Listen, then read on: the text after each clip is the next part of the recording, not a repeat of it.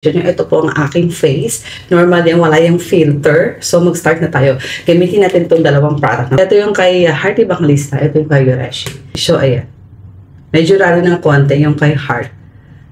Pero hindi naman sobrang rally. So, lagay natin dito. Parang kaliwete ako. So, ayan. So, ayan lahat ng product ni Heart. Ito si Yureshi, guys.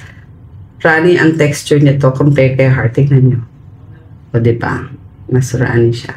So, yeah. Parehas lang din ng amount. So, ayan. Ilagay natin. So, ngayon, gagawin natin is parehas natin siyang irarab sa ating face para titingnan natin kung paano nag-i-effect yung dalawa pag nirarab na. Okay, go. Titingnan ko sa lamin dito. Bantayan nyo, guys, ha. Ayan. Pasensya na sa eyeball ko kasi kakagising lang talaga natin. Ayan.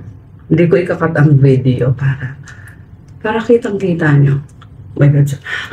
Harap mukhang-mukha naman ako dyan. So, ang pagkaiba, yung kay Heart, pag binilend mo, blendable agad siya. Blendable. Ito kay Yureshi, medyo magbibigay ka ng effort i-blend kasi parang siya nag-white cast. Pero guys, I mind you, I'm telling you, hindi siya white cast. So, ayan na siya. So, yung kay Heart, nag-stop na ako mag-grab.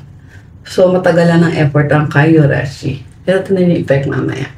So, ito naman tayo sa noo. Ayan. So, mabilis na naman. Maliit lang naman yung noo natin. So, tumataba na tayo. So, ayan. Diba? Nakita niyo yung noo, guys. Ayan. Ayan na. Oh, diba? So, nasettle na yung dalawa. Ayan. Tingnan na natin. Tingnan niyo, guys, ang kintab. Oh my God! Ito si Yureshi and ito si Heart Evangelista. Grabe! Sa harap. Ayan, ganyan. Oh. Sus! Huy! Huy! Huy! Diba guys? Parehas sila ng effect. Oh my God! Tingnan mo ang kintab ni Heart Evangelista. Tingnan mo ang kintab ni Yureshi. Halos parehas sila ng effect. Oh, tingnan nyo.